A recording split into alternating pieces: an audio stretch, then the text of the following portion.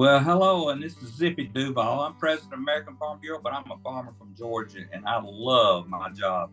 The opportunity to travel the country and see the grassroots of our great organization, and to talk to them about how issues face them there, but also talk about their generational farming on their farms, and to talk about the victories and the difficulties that they face each and every day on their farm. But it is an exciting time, because we're late in the year. People either finished harvesting, or they're harvesting the crop, and that's when you bring in the rewards of all your hard work. And it's just a great time of year for farmers and ranchers. And I know that everyone around the country enjoys the change of season and looking forward to what fall brings. So hope you enjoy this podcast. This time we're going to go to New York.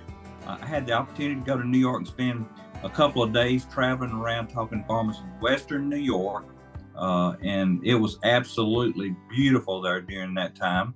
And I talked to some great farmers. I actually went to a 72 cow robot milking facility, which was amazing for old dairymen like myself to be able to see that, and to see how all that works and how comfortable the cows were, and how happy the dairymen were. So it was really fun to do that. But, even though I'm a dairyman, I've grown love for all of agriculture across this country, and really and truly in the specialty production where it's fruits and vegetables really is interesting to me, because, we all growing up had a little garden in the backyard, but, it might have been a quarter of an acre, and it was a lot of work. But we're going to talk to a farmer today, or farm family today, the Torrey farm. We're going to talk to Molly about her family and their farm. They're 12 generations in Western New York producing produce. And to me, that might be the longest running farm I've talked to.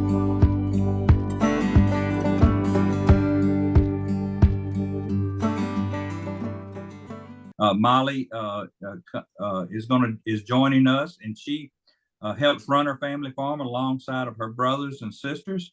And we're going to talk a little bit about the generational achievement that y'all have made on your farm. So welcome to the show, Molly. Well, thanks for having me. I'm glad to be here. Yeah. So tell us, 12 generations, that's almost unheard of. Yeah, so it's a pretty crazy number for sure. My family dates back to coming over from England in the early 1600s. Like a lot of families that had disagreements with the church, they settled in Connecticut originally, and they were farmers when they got here, and decided that they needed to be looking for better soil. So that encouraged them to move west. In approximately 1803, they made it to their final, I guess you could say, settled down place in Bethany, New York, which is just south of Elba, where you were. They ran a small dairy farm. Those were kind of our roots here in Genesee County. And that would have been, my grandfather grew up on the actual farm there where they originally settled in Genesee County. And then in about 1950, my great-grandfather purchased a small piece of land on Edgerton Road, which was actually right next door to where we had dinner the night that you joined us. And that was the original Torrey homestead in Elba. There was about 100 acres there that my grandfather, he was the oldest of the my great-grandfather's children, so he was the first one to move off the farm and start out on his own. He and my grandmother moved to Edgerton Road and started farming for themselves, with some cabbage and some cucumbers. They also did like some turnips and rutabagas and things like that, things we don't do anymore. But and then from there, essentially, they had 4 children. My dad, my uncle, and my aunt came back to the farm and worked full time. My Aunt Mary Jane chose not to. She was there during the summer months and things like that. But and then in the mid to late 70s, my dad and my Uncle John and my grandfather partnered and began to expand the business. And, gradually, as the way it works in agriculture, when one farmer retires and they don't have the next generation coming in behind them, they do often look for another farm family that does have that generational, thing happening to, because they hate to see the land go to something else. They want to see it continue to be farmed and, people out there working and growing crops on it. So they began to expand. My Aunt Maureen came back and joined the farm in the early 80s, and they saw a lot of their growth. Late 80s, early 90s was when they really started to acquire the acreage and the actual packing shed facility where we were on Mulpey Road. And then, I'm the oldest of 7. So we are all back at the farm. And I think, the future was bright for my aunt and my uncle and my dad, because there was a lot of interest from each of us in coming back and joining them at some point. We were always encouraged to go elsewhere and just get experience if that's what we wanted to do. And there was also no pressure to come back either. So it wasn't like our hand was forced that we needed to, work at the farm. That wasn't, it was that was never a conversation that was had. So it was all, willingly, not always voluntarily when we were kids. There was those summers that, Dad would essentially drag you out of the house and this is what you were going to do. And this is where you were going to be for the next 10 hours. And if you didn't like it, that was too bad. But you were going to get it done. And, I think that we are all better people because of that. I mean, we had the work ethic instilled in us from the time we were, 10, 11, 12 years old.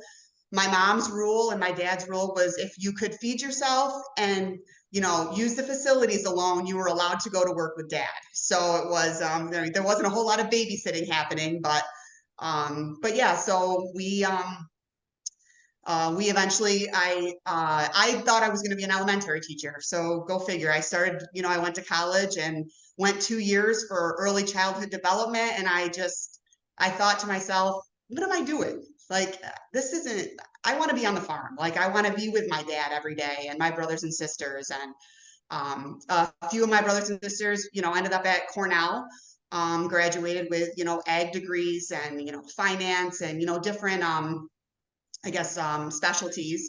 And, they brought that back to the farm. And we are essentially all there now. We recently, in the last 2 years, have purchased the entire business, all aspects of it from my dad and my uncle and my aunt, which I think, makes my heart happy, and I think would make my grandfather and grandmother very proud, who have both since passed, to see that we are continuing this tradition of, agricultural roots in Western New York, and, we just continue to grow. So what started out as a small, modest 100-acre vegetable farm on Edgerton Road has now grown to over 15,000 acres of, fresh market vegetables. And then, we have our potatoes and onions and storage crops. And we also, in the mid-90s, decided that we needed to diversify even a little bit more, and purchased our first dairy farm. Again, the farmer was going to retire and the opportunity was there, and we had the land base to support the dairy farm and, be able to grow our own corn and alfalfa and have land to spread the manure on, and essentially one hand wash the other.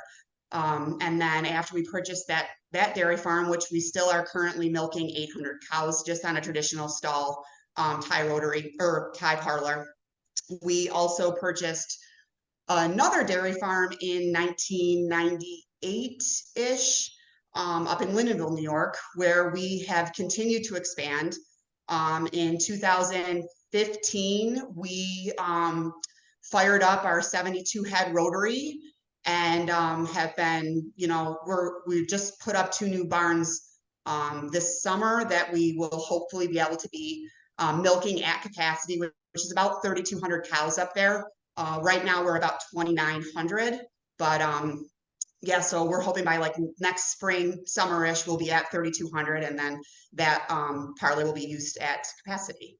So anything that I missed that you think, or you want me to dive into? I know we want to talk about onions, but So before we leave that, yeah. you talk about 7 brothers and sisters working in the same operation, which is absolutely amazing to me, and it's almost a miracle too. So It is. So, well, like I said, I'm the oldest of 7. So they joke that I am Mother Molly. So, which essentially is accurate. I mean, somebody has to keep the other ones in line. But so I'm the oldest. My youngest brother, there's only 9 years between all of us, wow, from beginning to end. So we are all very close, obviously in age. Our how do I want to say it? What's happening in our lives has been very similar. We're going through the phases of life together. We've all gotten married. We're all having, we have kids and, bought houses and, experiences like that. So I think, growing up, my parents, we had no choice but to get along. We figured out problems amongst us, and we love each other and respect each other. And I think the respect thing is the biggest thing amongst us. We have each found our own niche, I guess you could say, in the business, which helps, being micromanaged, I guess, everybody has their lane. And not that we want to stay in our lane, because we do merge occasionally, but we respect each other's opinions, and everyone is heard before any giant, big decisions are made. The day-to-day, minor stuff is basically happening, by whoever might be in charge of that specific, area of the farm. And I think we have enough trust and, like I said, respect for each other and our decision making, that we've seen success, we've seen failure, but we've seen a lot of success, and we can trust each other. I mean, we're in it together. So if you didn't want to be in when we bought in, then you wouldn't have been in. So it's, it was a leap that we all took together, and now they're dependent on me, I'm dependent on them. And in order for this to continue for our next generation, that's just the way it's going to have to work. and I think this is a good time for me to point out that when I came to y'all's farm, your dad was there. Yes. And I think 3 of your brothers were there Yep. at that time. And I would like my listeners to know, if you could have seen the beaming smile on the dad's face, and the laughter and the discussions among the children, you would know in your heart why it's working. Yeah. So it's interesting for them to hear this, because I get a lot of conversations with people, especially on the airplanes that I ride on, about, I don't like these big and corporate farmers. I don't, 15,000 acres is big, but what people need to understand, it's big because we come together as families, whether it be brothers and sisters or aunts or uncles or cousins, to be able to utilize each other's equipment, to do it efficiently, and continue the family farm, whether it is 15,000 or 1,500. Exactly. And so when they think and see big agriculture, it's still a family. That's right.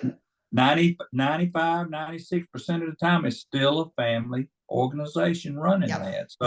So they can have trust in the whole food system, because family farmers are really running. That's right. And we're hands-on. We're there every day. So it's not just us, pushing a piece of, a pencil and a piece of paper behind the desk. We are out there with the guys day to day, knowing what's coming out of the field, what's happening in every field, at the dairy farms, in the packing sheds. I mean, one of us is always there. Yeah. So absolutely. Yeah, we were in a discussion when I came on to the Zoom. You were talking to Ryan, and he was telling him that y'all had to coordinate when you could go off for the weekend or go on vacation, and that's just the way families do it. That's exactly right. I mean, I don't know if there'll ever be a time where we will all be able to go anywhere together, but we make it work. My sister and I, we try to overlap for just a couple of days to be gone, and we have a solid office staff behind us that is happy to jump in when necessary. And But yeah, it does. It's a lot of planning when we try to do anything, or when everybody wants to get their breaks, and fighting over who gets the school break this year so that the kids don't miss school. But it's all good, all good. Yeah. So you just brought another point too, that it to me is an advantage of a multi-generational, larger family farm like yours, is that it enables you to have an office staff. Yes. If it was just you and your husband, you or him one would be in the office half a day while the other one's out doing the actual work. No. And so it provides the opportunity to take on those challenges of regulation and inspections and audits. And because I know that you probably go through so many audits, it's like, wow, another audit. It seems like as soon as we get done with something, there's something else knocking on the door. But I mean, we're a solidly run business, and we've been doing this for a long time. And I had a good mentor in my Aunt Maureen, who was on top of the happenings at the on a legal standpoint. And we have, like I said, great employees that are able to do help with paperwork and payroll. I mean, we do everything in-house, so there's nothing sent out. We do everything internally, and we wouldn't be able to do it unless we had those types of employees. So that's a good point too, that it's the people need to small family farm, even though run like a business, sometimes they have to go out and hire that other work done, and there's not enough profit, whether you're large or small, to go out and hire that done. So it puts them at a little quite a bit of a disadvantage, and that's why we're seeing small family farms disappear. And because we have in larger family farms, the concentration is coming increasing. But all in all, our food system is safest food system in the world, and we're talking to a great example of why it's so safe. I want to talk about what we saw. We saw onions in Western New York at the Big O. You call it Big O. And I was blown away by the technology that I saw in your packing plant. And when we went out to the field, how organized it was. So tell us a little bit about that part of your business. Yeah, so Big O Farms, we purchased in about 99 or the year 2000 from the Ognadine family, which is where the O comes from in Big O. So it's not Big O for onions, which does kind of make sense. It's Big O because of the Ognadine family, who were longtime muckers, had been down here for generations, doing onions and potatoes and things on the muck. Again, with the generational thing, they did not have the next generation coming into the business. So they had decided to sell. My dad and my uncle saw that as an opportunity to expand our business, because we had some muck ground and we were growing a few onions, but you're talking maybe 100 acres or so. So we purchased the Big O, and we took over their entire operation. Essentially, we bought the name, we bought the land, the buildings, all that stuff. And we started packing onions and growing onions. And as more muck became available, because for those of you who don't know, muck, we talk about it as if it's like black gold. It's highly, highly organic soil. It essentially is black, where it is the richest. And it's great ground for us in New York to grow onions on, because there's no rocks, there's very little debris in the field. So it just creates a good environment to grow onions. So we are currently farming growing, as far as onions go, about 2,200 acres total. And we grow and ship all of our own onions. We don't purchase any onions or pack any onions for anybody else. So every onion that comes through our facility is ours. In 2016, our original Big O packing shed burned down on Thanksgiving Day. That was actually shortly after my sister was diagnosed with stage 4 cancer. So we were basically just going through the motions of life at that point, because it was, a lot of things that hit us. We are we hold the Walmart contract for onions for this time of year for 4 distribution centers in the Northeast.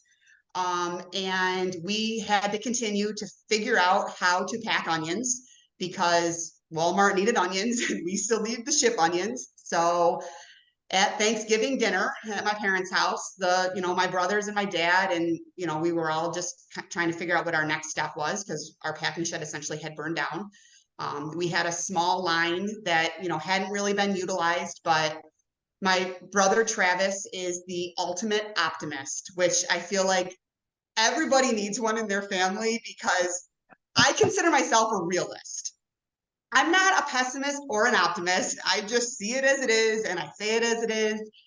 Travis is, if you need a pep talk, he is your man. And there was no getting him down despite, everything that was happening in our lives, personally and from a business standpoint. And he's like, I think we can get that little line going. We might have to push Walmart off for 2 days, but I think we could probably get packing on Saturday. And my brothers are all fairly mechanical when it comes to, fixing things and getting things going. And they, all 4 of them and my dad were down there. And of course our, longtime employees, and we have a good relationship still with the Ogdenine family. And, a couple of them were down there helping us get the line set up. And, it's, I'm half crying as this is all happening because it's like, why us? Like, why Jordan? And then, why Big O? And, but we started packing onions again on Saturday, just 2 days after Thanksgiving. And then we had to decide what our future held. Were we going to rebuild? Were we just going to make do with the little line that we had and just continue to plug along and, Band-Aid things as we needed to Band-Aid them? And we decided that we did see a future in onions. Onions are a household staple. People cook with onions. If they're cooking, probably almost every day. Everybody is using onions for something. So we decided that if we, that would be where our future probably was in agriculture, just also because there was so much automation and, in the onion packing and grading facilities that were out there. So my brother took a trip to the Netherlands to check on, to look at a line that was, essentially had camera systems on it and was scanning the, taking internal pictures of the external pictures of the onions and scanning the inside, and it was going to eliminate a lot of labor for us and, cut down costs packing. So he came back with all this information and we met with the company and we decided that we were going to do it. And I mean, I think we were all just kind of deer in the headlights at first. Like, we're really doing this. Like, this is a lot of eggs. I mean, we have a lot of baskets, but this is a lot of eggs in this basket. Like, we're going to build a because if we're doing it right. We're not going to build a little, rinky dink facility where, maybe we could pack 10 loads of onions a day. That's not what we're doing. We're going in. And that's what we did. And it took what was supposed to take 18 months, ended up taking closer to 2.5 years. But, COVID happened and the company that was building it ended up going bankrupt. So we were basically starting over again and everything was coming from Europe over here. And we had to wait for people from Europe to get here to build it. And it was just, it was somewhat irritating, I guess you could say, because money was going out, but the money that we needed to come in wasn't coming in yet. So we finally got it up and running in the fall of 21. We, really were running full go. And since then, we've only continued to grow. And as President Duvall can attest, it is pretty impressive to see the line. I'm still impressed on the daily. I'm out there kind of looking at it and I'm just like, this is crazy that we have this here in Western New York, in little old Elba. We call Elba the onion capital of the world. And I think we are putting it, back on the map, I guess you could say. So it's one of the only lines in North America of its kind. There are other brands or companies that, build similar lines, but it is one of the only ones, especially in the US. I think there might be another one in Canada. But so we've gotten some, interest from the growers out west, the big onion guys, to come out and take a look at ours, and, before they, invest in something like we have, to see exactly the ins and outs and, problems that, Max, my brother, is the one that oversees our onion facility. So problems that he may have daily, but so far so good. It has eliminated, I think right now we've eliminated about 15 to 17 actual physical bodies out there between grading and stacking, which, with labor costs and just the climate in New York State from a business standpoint and labor standpoint is, somewhat scary. So we've had to, these are the automation and the things like that is what we continue to look at to try to, it's a big initial investment, but it does pay off fairly quickly when you're not having to, pay somebody $17 an hour. And then we also offer good benefits to our employees. We have 401k plans and insurance and things like that. So, but yeah. So that's another big advantage of having a large family farm. You're able to actually financially able to be able to help your employees like they deserve to be helped. Right. So you brought up several things, and if I was a listener listening, I would want to ask this question. Okay. A mucker. You almost got into it, but I think a little bit more explanation of what a mucker is.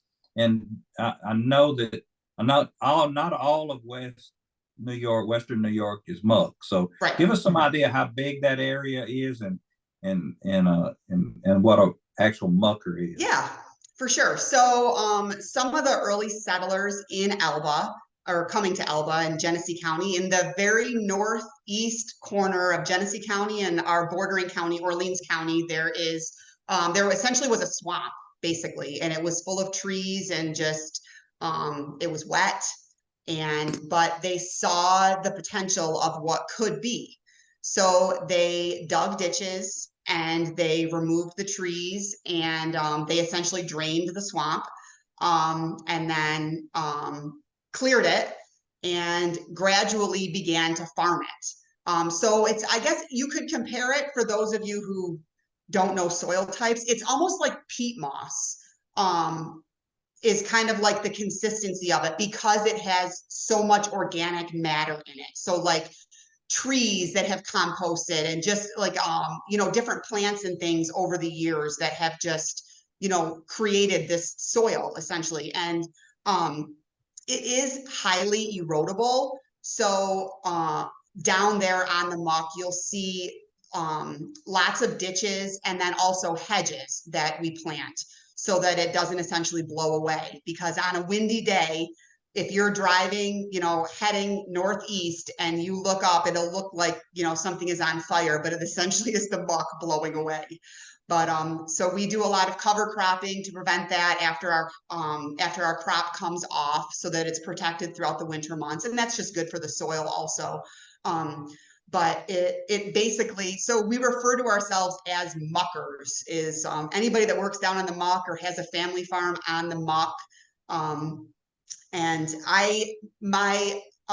so side story, my mom's family actually grew up as muckers also, and we continue to farm her family's farm too. They were actually on the muck before the Torrey family was. So my mom is the original mucker in the family, and then my dad just kind of like, tagged along. But no, we consider ourselves muckers. There's only I think 5 muck farms left down there that, of people that are still growing onions or potatoes or things like that. I think at one point when the muck was first being cleared, there was hundreds of families. Everybody, had their block of 10 acres, and that's what they farmed with their family. A lot of it was Italian immigrants that came. We still refer to a lot of our fields from those original farm names. You have the Palermo muck and the Vigneri muck, and all these Tassoni and Candello, all these Italian farms. And you end up, a lot of them have, since passed on, but they still have family members here in Elba, that come down and take a look. They know where their block of muck was, and, want to see what we have planted on it. But, yeah, so I guess that's a little Mucker education. So, and in that education, you talked a lot of things about the practices you put in to make your sustainability practices. Yes. So you want to, I mean, we heard what you said about the ditches and the wind breaks, and I think that's what you called them. Yep. And, yeah. So what other things would fit in that category? Yeah. So because the muck itself is so valuable, we want to make sure that it stays around, for many years to come. So by putting in the hedges so that, it takes down on, cuts back on a little bit of the wind damage that may occur. There's ditches that you'll see, every, quarter of a mile, there's a new ditch that runs along every single headland and of the fields. And pretty much the entire muck is tiled also, so it drains very well. In the 50s and 60s, they installed a lot of clay tiles, which most have been removed now since we've updated into the, the more traditional, just like plastic tiles out there. We have a lot of pivot irrigation systems.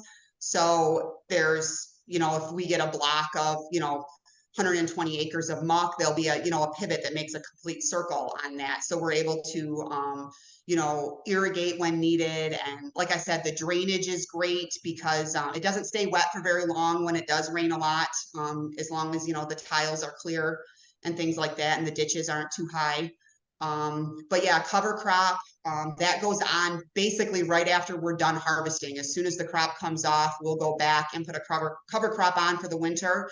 And then we just disc it under in the spring. And yeah, I mean, those are the big things that I think we do to try to, maintain the soil health and just to, keep it there, because it is, fragile. And I guess I didn't really talk about the size of the actual muck in Western New York, but the block down there is probably about 2,500, 3,000 acres of this black soil. The rest of our, upland, as we call it, is, the sandy silt, and like there's just, it's more traditional ground, I guess. But we do treat most of the ground the same way. We try to put cover crops on, and we do a lot of manure spreading on our upland, and we try to be good stewards of the land. So because that's what's feeding us essentially, and the rest of the country. So you talked about your plant burning down, and I always think that, and you've talked about it. Every big challenge, and that was a huge challenge. I mean, yes. I can't imagine how y'all were feeling.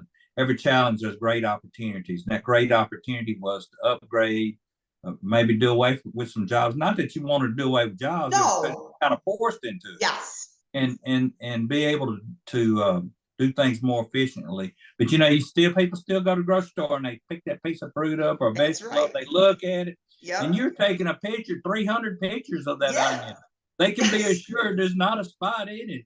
No, we essentially can, if we set the parameters high enough, depending on, how much, we like to joke with my sister, and I like to joke with my brothers that you can't call their babies ugly. So that's their vegetables. Whichever one they may be in charge of, you can't call them ugly. So depending on, who we're packing for, or, where the product is going to end up, we set the parameters based on that, whether we want that perfect onion to end up in the bag, or, if there's a customer that can get away with something that, might not be perfect per se.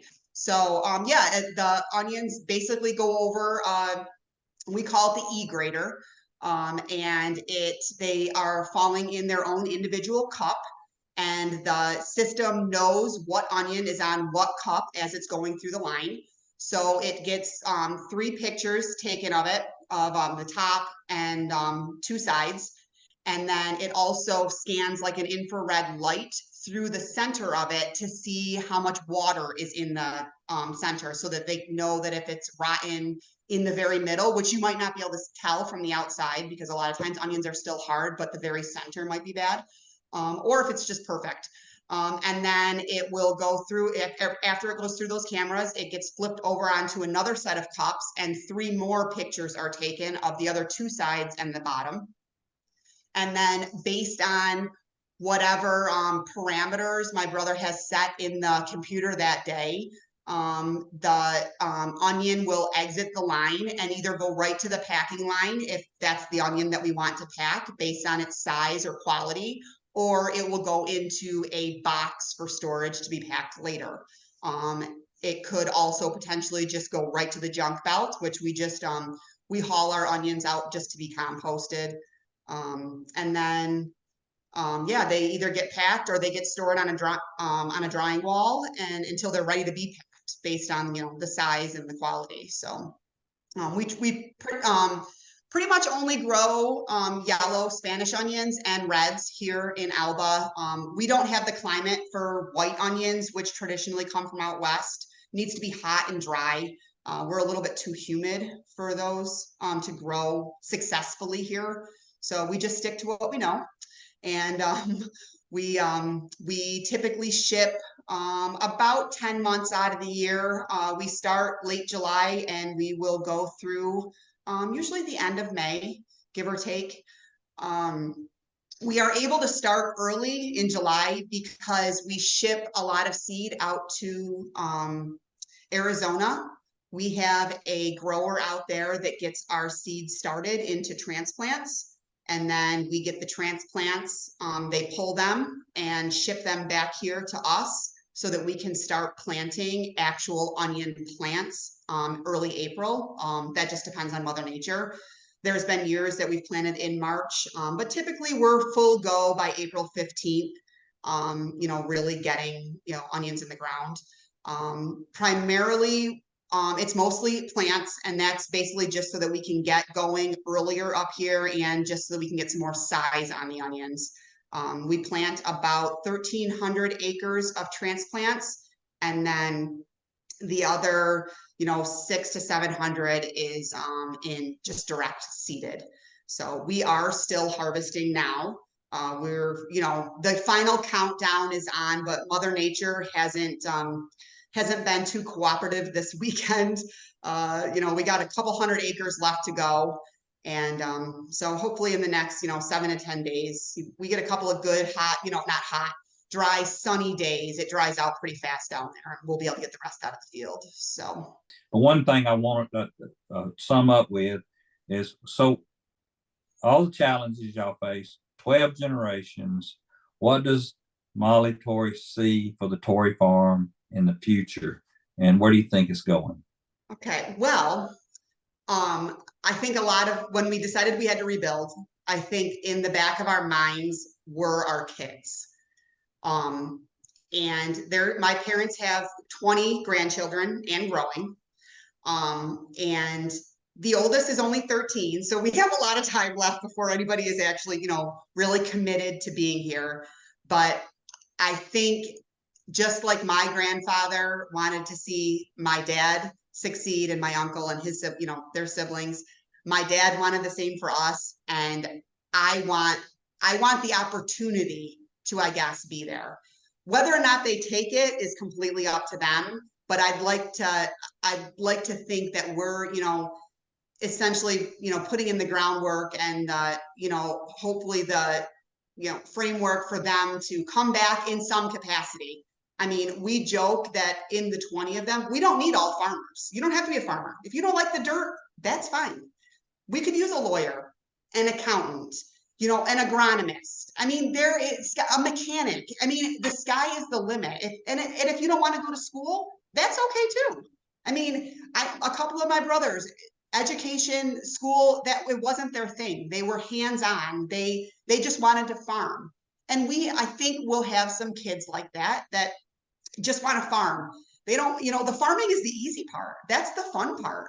You know, being hands-on with whether it's the, you know, the dairy farm. Hey, we could use a veterinarian, speaking of dairy farm. You know, I mean, that's, we are so diverse that there is honestly so many job opportunities just at Torrey Farms, Big O Farms, you know, whatever they may like, they probably could find their niche here in some capacity. I mean, a tech person with the way this e-grader system that we have. I mean, thank goodness my brother is a true millennial, because the rest of us, even though there's 9 years, only 9 years, he is like, it's amazing what he learned in school that we missed out on. You know, he's just, and what he picks up on. And if we didn't have Maxwell to run the Big O, I'm not sure that it would have been in our future. You know, somebody that was tech savvy like that, you know, essentially is running the line from his iPhone when he's not at Big O. He can, you know, see if there's a problem. And I hope that they see how much we love it. Yes, there's times where, are we miserable? Absolutely. But I still get up, I still go to work. You know, I love my brothers and sisters. I love my dad. And I mean, I can't imagine it any other way. And I hope that they see, you know, all of the pros that, you know, we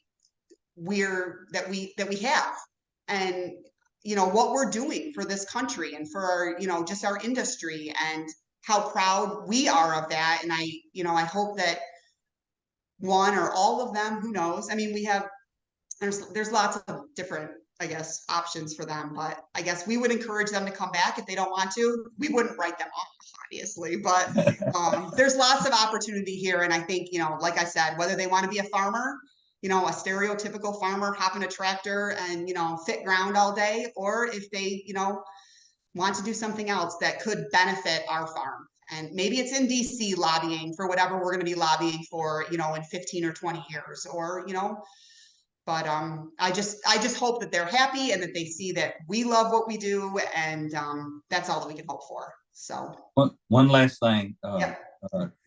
What's your involvement in Farm Bureau been like? And tell us a little bit I mean, people listen to my podcast and know I'm president of American Farm Bureau.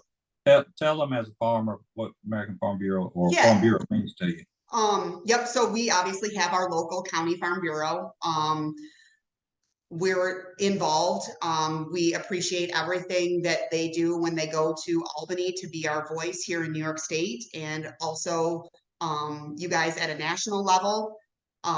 We like that, you know, that our voice essentially becomes one when Farm Bureau shows up somewhere, that they have our back. And, you know, like agriculture is diverse, and not everybody is going to be happy with, you know, what might be happening. You know, if it benefits me, it might not benefit the little guy. But I think Farm Bureau has always also looked towards the future of agriculture. And unfortunately, that might not be the little guy, which isn't necessarily Farm Bureau's fault or anybody's fault, but that is the nature of business, I think. And Farm Bureau has always, I think, seen that, you know, we might seem like a big corporation, but we really are a family farm. And that's how we think of things, and how we look at things. And Farm Bureau does the same thing for us. I mean, they're, yeah, I think just, you know, having our support, and them having support for us also, and listening. And I know nothing is accomplished in one day, or, you know, one session or whatever, and it might feel like you're just, you know, kicking the same wheel down the road. But I think, you know, more of us younger farmers, you know, need to stand up and, you know, voice our concerns. And, you know, we want there to be another generation. And, you know, a lot of people probably didn't think there was going to be our generation when it came to family farms. And, but yeah, so I think just the, you know, the support, and just rallying the troops constantly, even though it might feel like you're not really accomplishing anything. I think, you know, all it's going to take is that one voice, that one time, to hopefully make a difference. So so you're exactly right. And we work for large family farms. We work for small family farms, and we try to make their lives better each and every day. Right. And in this podcast, my desire or my mission is to let other people understand us better. Because if you understand us, you can accept what we're doing. That's right. Because we want to leave our farms in better shape. We want to make sure that the food system's safe and secure, and we want our country to be free, because we're feeding ourselves and not somebody else feeding. And so that's my mission in this podcast, to be able to do that. And you have been a wonderful guest on this podcast. And I had the privilege of visiting your farm and just walked away, just blown away by the success of a 12-generation farm. And I'll leave everybody with this. And when I went to leave, we were talking about some challenges around labor. And I said, so how do you face the future? And I think it was one of your brothers said, well, it just is what it is. We figured it out. Yep. We just figure it out. We don't. That's what farmers do. We don't throw a ball off to the side and, well, you can play with your own ball. We're gonna go do something else. We figure it out and you get it done. And that is what American farmers do. Perfect example of everybody's attitude. Might not like it, but we'll figure it out. That's right. And that's what I heard. And I walked away with such a great feeling, and so proud of y'all, and so proud of the future that American agriculture has. And you're right, not just on the Torrey farm. There's a place for people that want to be in agriculture all over this country. There's a job to be done, and the satisfaction of doing that job is there if they're willing to come out and work hard, and just like you and I did. So thank you so much, Molly, for being with me. We wish you and your family and your farms much success in the future, and we look forward to visiting with you again sometime. To everyone, thank you very much. We say God bless you, and thank you for joining us today. And we know it's a little long, but we're not going to apologize, because we talked about some real important issues, and I think people are going to go away from this podcast understanding us a lot better. Thank you, Molly. Thank you.